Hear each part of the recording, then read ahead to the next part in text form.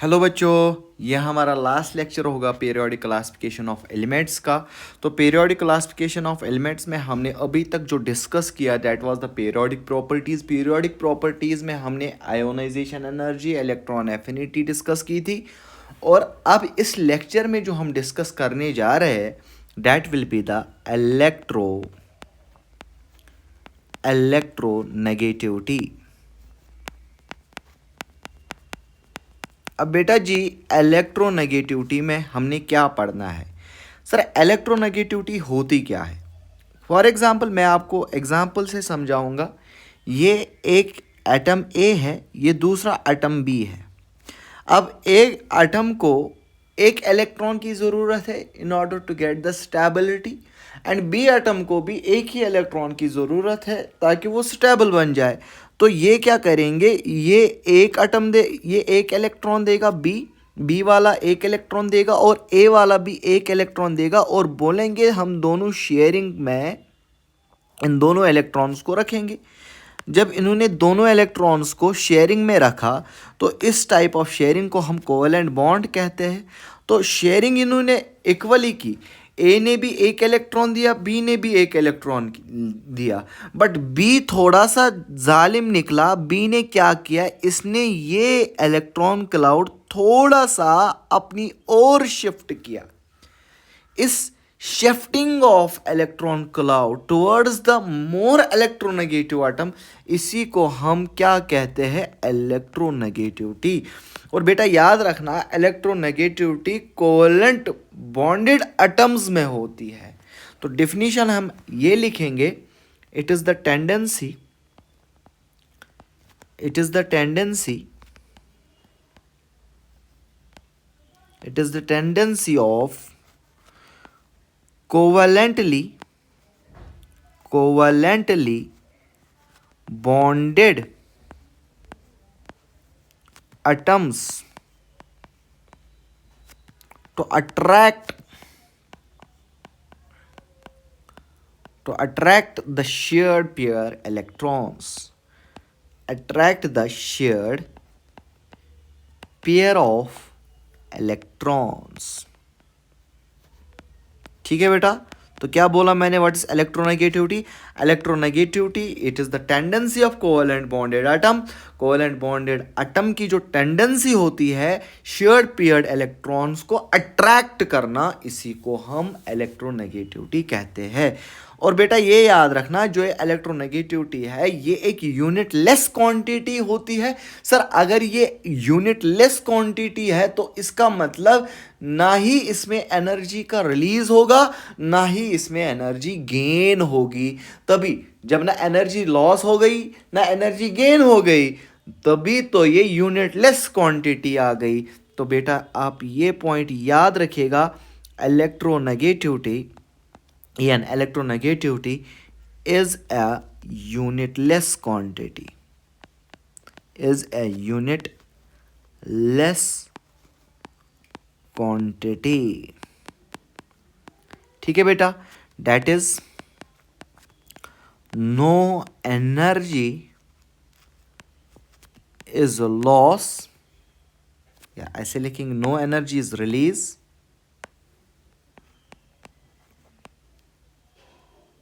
or absorbed, therefore it is unitless। तो भी ये क्या है, एक यूनिटलेस क्वांटिटी है।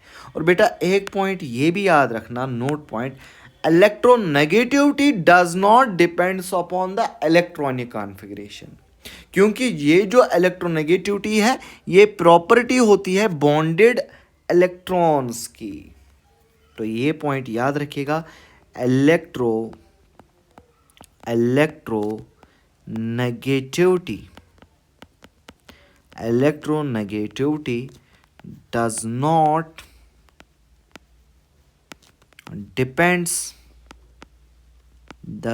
depend on electronic configuration.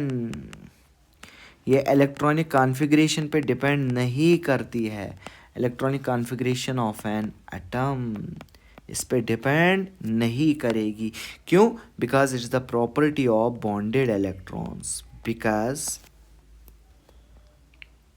Because property of, किसकी प्रॉपर्टी है? Property of bonded electrons. तो बेटा आप ये याद रखना कि जो इलेक्ट्रोनेगेटिविटी है ये इलेक्ट्रॉनिक कॉन्फ़िगरेशन पे डिपेंड नहीं करती है, क्योंकि ये प्रॉपर्टी है बॉन्डेड इलेक्ट्रॉन्स की। इलेक्ट्रोनेगेटिविटी क्या हो गया? Tendency of covalently bonded atom to attract the shared paired electrons. Electronegativity एक यूनिटलेस क्वांटिटी होती है, ना ही एनर्जी रिलीज होती है ना एब्जॉर्ब होती है, ठीक है ना। अब इसके बाद हम इलेक्ट्रोनेगेटिव वैल्यूज़ को कैसे कैलकुलेट करें? हम कैसे बोलेंगे कि ये एटम मोर इलेक्ट्रोनेगेटिव है, ये एटम लेस इलेक्ट्रोनेगेटिव है? इसके लिए कुछ स्केल्स डिफाइन की गई है, तो हम डिस्कस करेंगे स्केल्स ऑफ इलेक्ट्रोनेगेटिविटी। अब बेटा फर्स्ट स्केल जो हमने डिस्कस करनी है, that scale will be the Mulliken scale.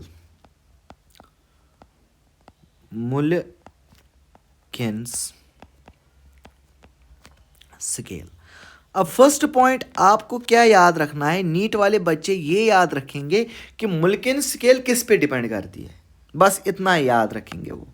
But JEE advance वाले फॉर्मूला भी याद रखेंगे। तो Mulliken scale depends upon the ionisation energy और इलेक्ट्रॉन एफिनिटी पे। दो चीज़ पे मुल्किन स्केल डिपेंड करती है। Mulliken scale depends upon sir किस पे? डिपेंड्स अपॉन आयोनाइजेशन एनर्जी, एक तो आयोनाइजेशन एनर्जी पे एंड इलेक्ट्रॉन एफिनिटी पे डिपेंड करेगी। सर क्या? मुल्किन स्केल, ठीक है ना। तो फॉर्मूला क्या आएगी? Electronegativity is equal to ionisation energy plus electron affinity divide by 2। This is the formula, ठीक है बेटा। तो क्या याद रखोगे? मुल्किन स्केल की फॉर्मूला क्या है? Electronegativity is equal to ionisation energy plus electron affinity divide by 2। तो ये बात याद रखना, आयोनाइजेशन एनर्जी का मतलब क्या होता है? आयोनाइजेशन एनर्जी का मतलब tendency to lose the electron. ये मैंने इन डेप्थ में डिस्कस किया है। Tendency to lose the electron. Electron affinity क्या होती है? Tendency to gain the electron. Tendency to gain the electron, ठीक है बेटा। तो मुल्किन स्केल किस पे डिपेंड करती है? आयोनाइजेशन एनर्जी पे और इलेक्ट्रॉन एफिनिटी पे। सेकंड स्केल जो हमने पढ़नी है, that will be the polling scale. Polling scale. अब बेटा याद रखना, जो पॉलिंग स्केल है ये किस पे डिपेंड करती है? Polling scale depends upon the bond energy. अब सर बॉन्ड एनर्जी क्या होती है, ये हम केमिकल बॉन्डिंग में डिस्कस करेंगे। पॉलिंग स्केल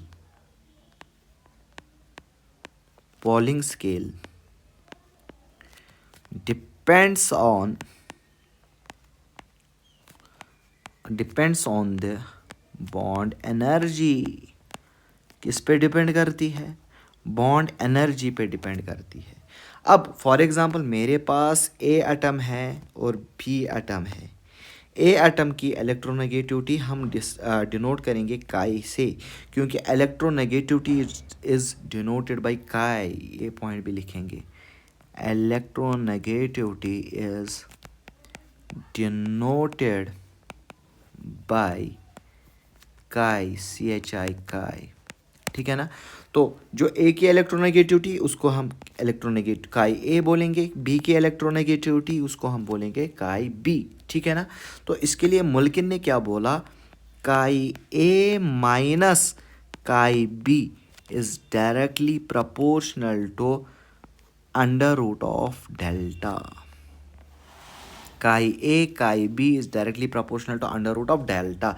अब अंडर रूट डेल्टा क्या होता है? Delta is the ionic resonance energy. अब होती क्या है वो आपने आगे पढ़ना है, इवन दो के एडवांस में भी नहीं है, बस ये याद होना चाहिए कि chi A minus chi B is equal to 0.102 under root of delta. तो बेटा ये पॉइंट आप याद रखिए, whereas delta is equal to ionic resonance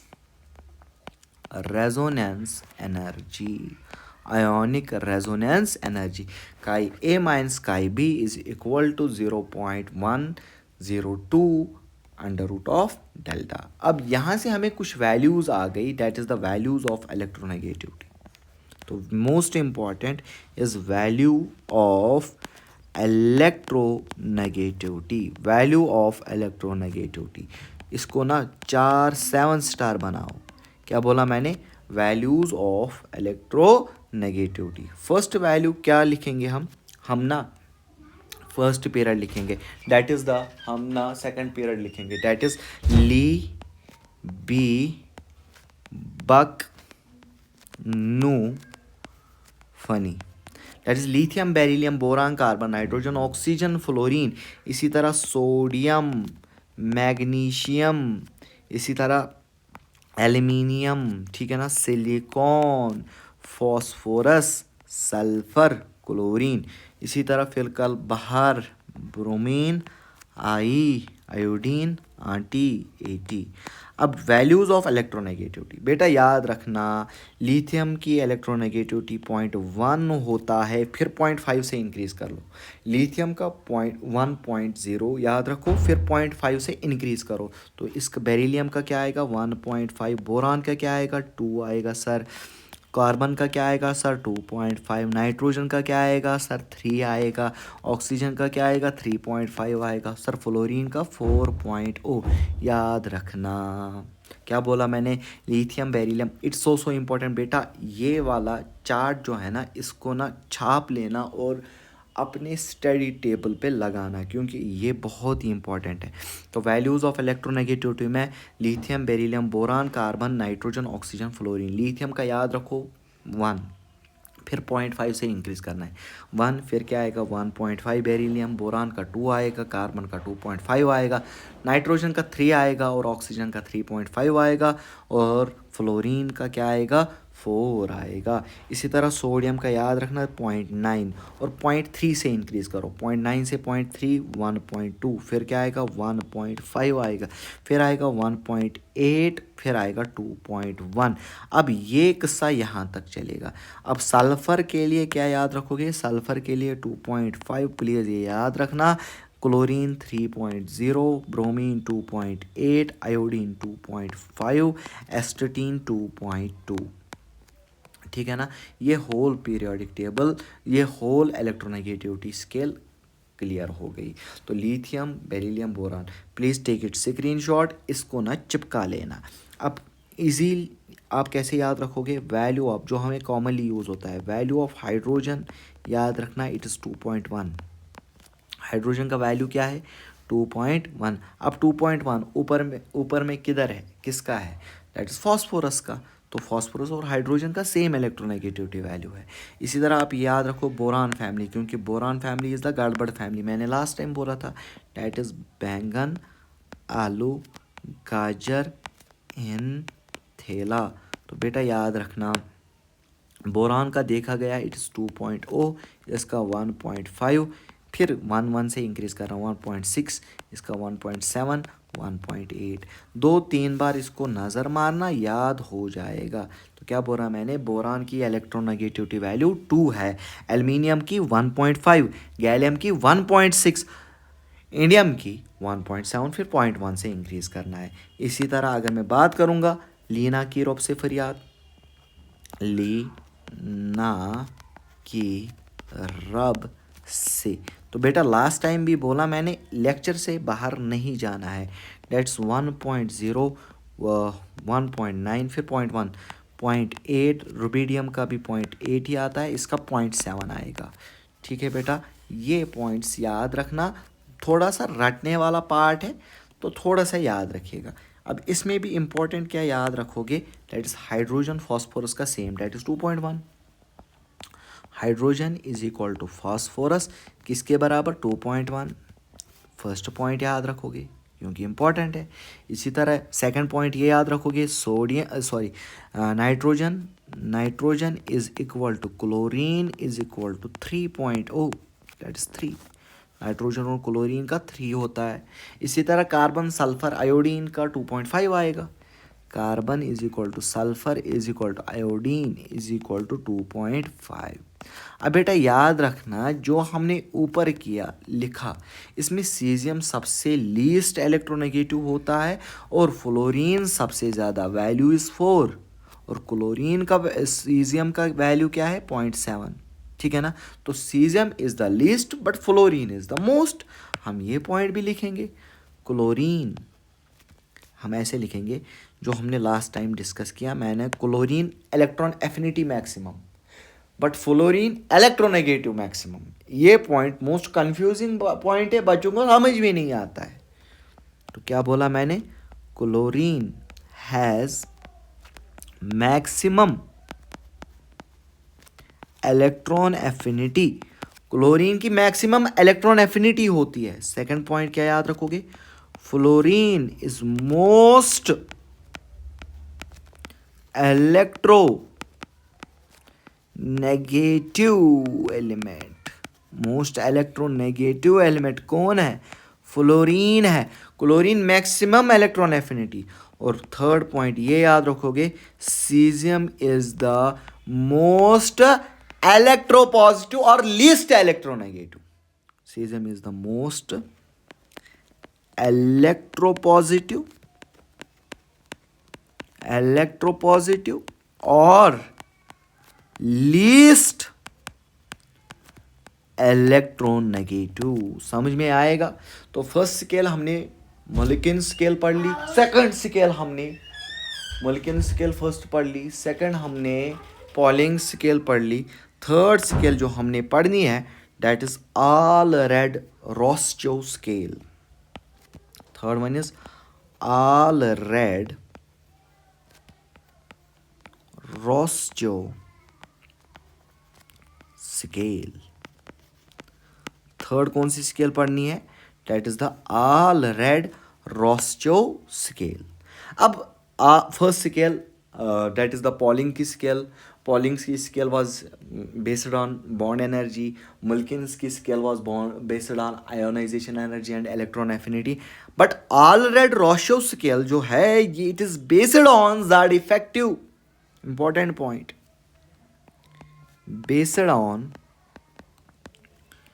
based on effective nuclear charge, that is Z effective। अब इसके according to Allred-Roschow scale, electron negativity मैं लिखूंगा ऐसे, electronegativity is denoted by chi, but ऐसे लिखूंगा electronegativity according to Allred-Roschow it's equal to Z effective into E² ये बराबर होता है, E का वैल्यू हमने पुट किया that is 0.359 into Z effective divide by R²। तो ये इक्वेशन आपने याद रखनी है for advance purpose, NEET purpose के लिए नहीं। Allred-Roschow। अब इसके बाद ये तो डिफरेंट स्केल्स हो गई। अब जो हमने डिस्कस करना है that will be the factors affecting electronegativity. Important topic है, डैट इज फैक्टर्स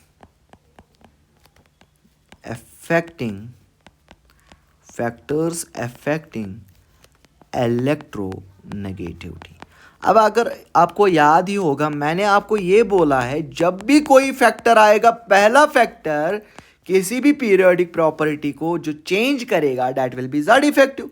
तो इसी तरह यहाँ पे भी Z इफेक्टिव याद रखना। तो first thing is Z effective. Z effective का मतलब क्या है, actual attraction power of the nucleus. तो Z इफेक्टिव जितना ज़्यादा होगा इलेक्ट्रोनेगेटिविटी उतनी ज़्यादा होगी, सिंपल। तो फर्स्ट पॉइंट हम क्या लिखेंगे, Z इफेक्टिव। अब बेटा Z इफेक्टिव में क्या याद रखोगे, electronegativity En is directly proportional to Z effective. इसका मतलब क्या, इसका मतलब ये है कि जितना ज़्यादा Z इफेक्टिव होगा उतना ही ज़्यादा इलेक्ट्रोनेगेटिविटी आएगी। अब बेटा आपको पता ही है, आपने डिस्कस किया है, from left to right Z effective increases. जब Z इफेक्टिव इंक्रीज होगा हेंस इलेक्ट्रोनेगेटिविटी इंक्रीजेस। सीधी सी बात है। तो हमने क्या डिस्कस किया है, in a period left to right, in a period left to right क्या होता है मेरे बेटे, Z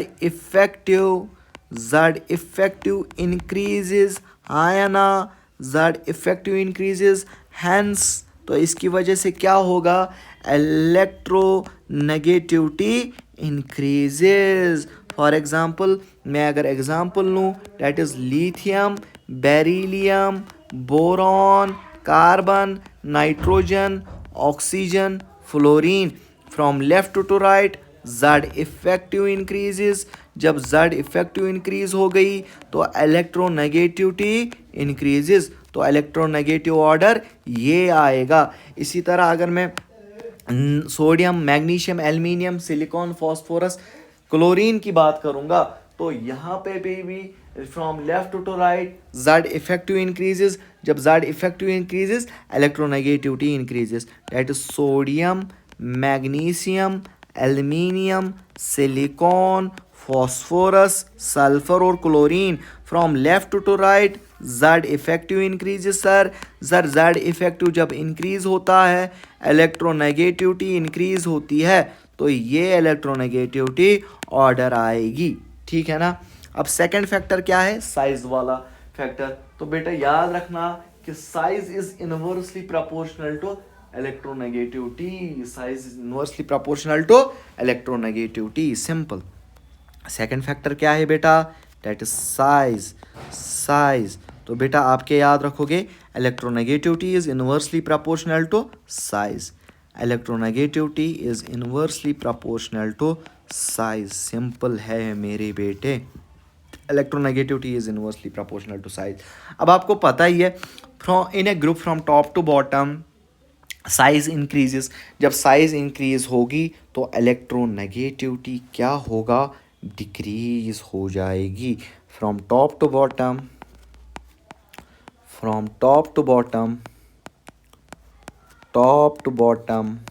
in a group, from top to bottom in a group क्या होता है मेरे बेटे, साइज इंक्रीजेस। जब साइज इंक्रीज हो गया 10 electronegativity decreases. Is it clear. Size increase हो गया 10 इलेक्ट्रोनेगेटिविटी डिक्रीजेस। फॉर एग्जांपल फिर कल बाहर आई आंटी, that's fluorine, chlorine, bromine, iodine. From top to bottom size increases, size increase से इलेक्ट्रोनेगेटिविटी डिक्रीजेस, तो this will be the electronegativity order. इसी तरह अगर मैं बात करूँगा, दैट इज ली ना की रब से, तो from top to bottom size increases और इलेक्ट्रोनेगेटिविटी डिक्रीजेस। आया समझ कि नहीं आया। अब third factor will be the, first factor हमने क्या बोला, Z इफेक्टिव। सेकंड फैक्टर हमने क्या बोला, size, which affects the electronegativity. Third factor will be the charge. अब चार्ज पे कैसे डिपेंड करती है इलेक्ट्रोनेगेटिविटी, तो बेटा याद रखना electronegativity is directly proportional to positive charge and is inversely proportional to negative charge. Simple, क्या याद रखोगे,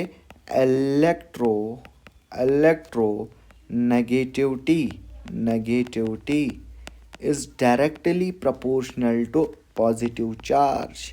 अब जितना ज़्यादा पॉजिटिव चार्ज होगा उतना ही ज़्यादा वो इलेक्ट्रोनेगेटिव होगा and it is inversely proportional to negative charge. तो इसका मतलब ये है कि जिस पे ज़्यादा नेगेटिव चार्ज होगा वो उतना ही कम इलेक्ट्रोनेगेटिव होगा। Very very important. तो चार्ज में आप क्या याद रखोगे, electronegativity is directly proportional to positive charge and is inversely proportional to negative charge. For example मैं बोलूँगा आयरन और Fe डाई पॉजिटिव में मोर इलेक्ट्रोनेगेटिव कौन, Fe डाई पॉजिटिव। और Fe डाई पॉजिटिव और Fe ट्राई पॉजिटिव में से मोर electronegative कौन, आप बोलोगे Fe ट्राई पॉजिटिव। मैं लिखूंगा ऑर्डर ऑफ किसका, इलेक्ट्रोनेगेटिविटी। इसी तरह मैं बोलूँगा O माइनस और O-2 and it is inversely proportional, negative charge ज़्यादा तो इलेक्ट्रोनेगेटिविटी कम। This will be the order of किसका, ऑर्डर ऑफ इलेक्ट्रोनेगेटिविटी। तो सिंपल याद रखना है कि electronegativity is directly proportional to positive charge and inversely proportional to negative charge. इसी तरह अगर मैं बात करूँगा, मेरे पास Cr डाई पॉजिटिव है, मेरे पास Cr ट्राई पॉजिटिव है, मेरे पास Cr4 पॉजिटिव है, मेरे पास Cr5 पॉजिटिव है, मेरे पास Cr6 पॉजिटिव है। ऑर्डर ऑफ इलेक्ट्रोनेगेटिविटी, जितना ज़्यादा पॉजिटिव चार्ज उतना ही ज़्यादा इलेक्ट्रोनेगेटिव होगा, electronegative order. Is it clear. इसी तरह अगर मैं बात करूँगा Mn की, मेरे पास Mn डाई पॉजिटिव है, मेरे पास Mn ट्राई पॉजिटिव है, मेरे पास Mn4 पॉजिटिव है, मेरे पास Mn5 पॉजिटिव है, मेरे पास Mn6 पॉजिटिव है, मेरे पास Mn7 पॉजिटिव है। तो क्या होगा, जितना ज़्यादा पॉजिटिव चार्ज होगा उतनी ही ज़्यादा इलेक्ट्रोनेगेटिविटी होगी। हो गया थर्ड फैक्टर भी। इसी तरह फोर्थ फैक्टर क्या है, that is the important electronegativity of terminal atoms. जब टर्मिनल एटम्स की इलेक्ट्रोनेगेटिविटी क्या होगी, उस पे सेंट्रल एटम पे क्या इफ़ेक्ट पड़ेगा। सेंट्रल एटम क्या होता है, ये सारा कुछ हम डिस्कस कर लेंगे किसमें, केमिकल बॉन्डिंग में। फॉर एग्जांपल मैं बोलूँगा CF4 और CH4 में, CF4 और CH4 में से कौन मोस्ट इलेक्ट्रोनेगेटिव। तो आप क्या करोगे, मेरे पास C है, ये आप बनाओगे फ्लोरीन, ये 1 2 3 4। सर आपने कैसे बनाया वो आप याद रखोगे, वो आप जानोगे केमिकल बॉन्डिंग में। इसी तरह CH4, ये CH H H और H। अब आपने अभी पढ़ा कार्बन और फ्लोरीन में से सबसे मोस्ट इलेक्ट्रोनेगेटिव कौन, सर फ्लोरीन। जब फ्लोरीन होगा क्या ये इलेक्ट्रॉन खींचेगा, यस सर। क्या इस पे डेल्टा नेगेटिव आएगा, यस सर। क्या इस पे डेल्टा पॉजिटिव आएगा, यस सर। क्या इसी तरह यहाँ पे भी डेल्टा नेगेटिव आएगा, इस पे डेल्टा पॉजिटिव आएगा, इस पे डेल्टा नेगेटिव आएगा, और इसी तरह यहाँ पे भी डेल्टा पॉजिटिव आएगा। इसी तरह ये खींचेगा, इस पे डेल्टा नेगेटिव आएगा, इस पे डेल्टा पॉजिटिव आएगा, हाँ या ना। तो ए सॉर्ट ऑफ क्या बनेगा, ये पोलर बॉन्ड बनेगा, हाँ या ना बोलो। क्योंकि एक साइड से पॉजिटिव चार्ज बन गया, दूसरी साइड से नेगेटिव चार्ज बन गया। तो क्या मैं बोल सकता हूँ पॉजिटिव चार्ज ऑन सेंट्रल या कार्बन इंक्रीजेस। जब पॉजिटिव चार्ज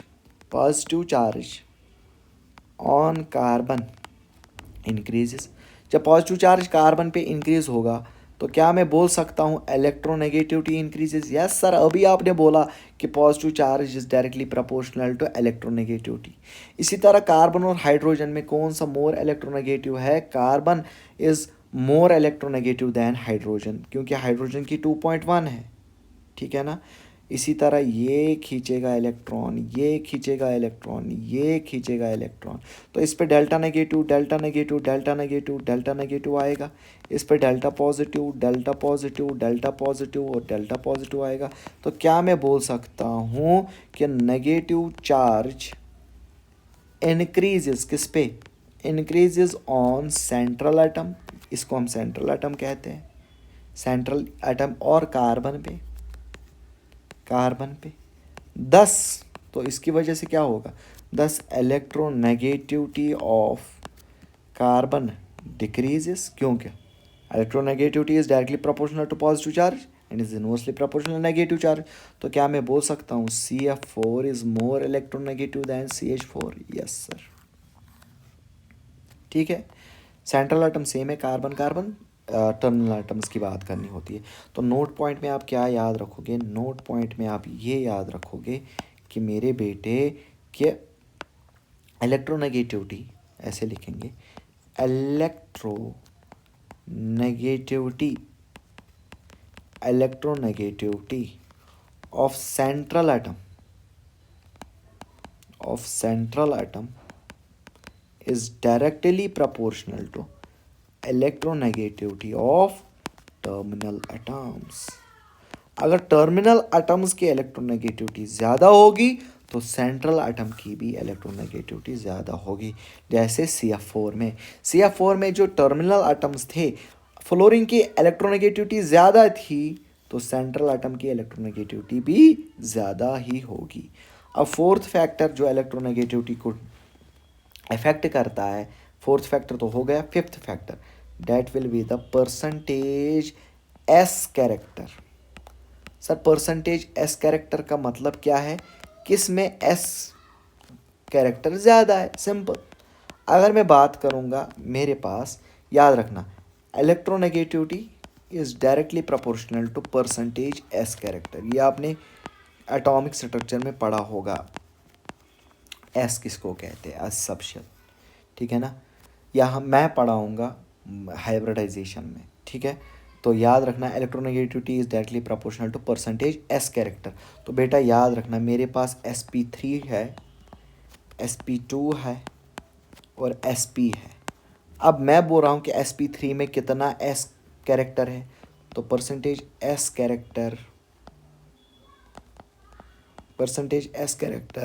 sp3 में कितना है? 25%। sp2 में कितना है? 33.3%। sp में कितना s है? देखो इट्स द 50%, ठीक है ना। अब इसकी इलेक्ट्रोनेगेटिव वैल्यू कितनी आती है? Electronegative value is 2.5, 2.8, 3.28। तो हमें ये पता चला कि जितना ज़्यादा एस कैरेक्टर उतना ज़्यादा इलेक्ट्रोनेगेटिविटी sp में ज़्यादा, फिर sp2 में, फिर sp3 में। Thank you. इसके बाद और एक लेक्चर आएगा इसका, that is application of electronegativity, that is most important 10-15 minute का। तो thank you, have a nice day.